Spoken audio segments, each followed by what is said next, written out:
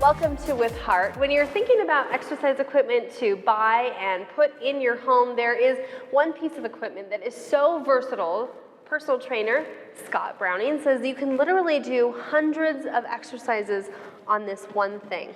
That's right. The Swiss ball should be a staple in every person's gym. We were joking as we started this that we're trying to select the exercises that would be best, but there are literally hundreds of options with your Swiss ball. So if I were going to make a recommendation, what should you have at home? Have a Swiss ball. And relatively inexpensive as well. Yeah, they're 25, 30 bucks for a Swiss ball. So sizing-wise actually is important. If you're really, really tall, you can go with a little larger ball, but for most people, 54-centimeter ball is going to be just about perfect.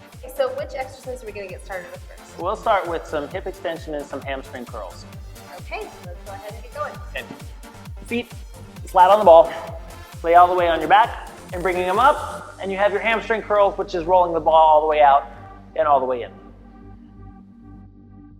So you can drop the hip off single leg, drive up, roll out, roll in. Okay, we're moving on to our next exercise, which is push-ups. That's right. So we'll stay with the most basic way to do the push-up on the Swiss ball, which is to basically, it's the fun part, you get a crawl over your Swiss ball, so just lean over the top of it. Okay. And so it's sitting over about the fronts of your legs. If you're new to the activity, you've never done it before, it's a great place to start. Bend the elbows, and then come up. As you get more advanced or you feel stronger, and with the strength that Jen has over here, is you roll all the way down. Okay. So that it's sitting on the tops of your feet. Abdominals need to stay engaged, so your hip is up a little bit. And then give you just a full push-up. That's it. Okay, now we're moving on to the next exercise, which is abs. Abs. And we'll start with the most commonly associated abdominal exercise with the Swiss ball. So, take your ball, have a seat. Have a seat. Walk your feet forward just a little bit. Okay.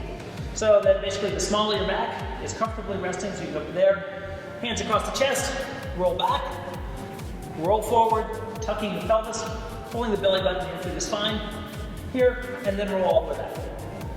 And that's it. Simple abdominal set, 25 to 50 reps, somewhere in that range. Why is this better to do than sit-ups on the ground? The back is a little bit more stable in this position, so you have a little bit of support coming from the ball. If you want, you can add some obliques by holding it stable, and belly button pulling through the spine, hands out, tip them off to the side. Tip them off to the side, and off to the side. Head stays straight, looking straight, so that your abdominals and your obliques fire. Okay, now we're down to our final exercise using our Swiss ball, and that is wall sits. Squats. Squats. But it's kind of a wall sit, better term for it. So difference, wall sit is static, squats are dynamic. So feet out slightly in front of you. You'll know that if you're doing this the right way, so that when you do the squat, the knee and the big ankle bone here line up. Back is nice and straight, you look good, and then come up. No sense dropping any deeper than 90 degrees. So we just drop down, excellent, and then up. If you're feeling like this is too easy, if you have a set of dumbbells, you can add those. Or you can take one foot, place it back against the wall, and then just drop straight down here and up, and it's like a modified lunge. So you can get it's a little bit more difficult. So if you've mastered the squats, you can move to the single leg squat. All right, that's it. 4 exercises you should be doing on your Swiss ball. So go pick one up today. Thank you so much to Scott. And for a breakdown of all these exercises, head over to withHEART.com. Thanks for watching.